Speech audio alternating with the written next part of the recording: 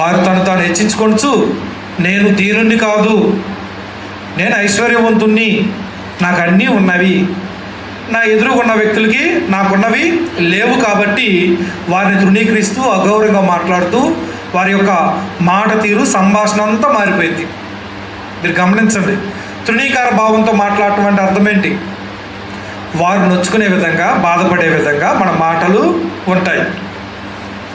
సింపుల్గా నోరు జారుతాం, సింపుల్గా బూతులు మాట్లాడతాం.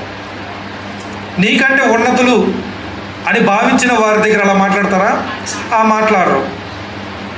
నీకంటే నేను ఉన్నతుణ్ణి అని ఫీలింగ్ మీకు ఎప్పుడైతే వచ్చిందో వారితో వ్యవహరించేటప్పుడు ఎలా మాట్లాడతారు?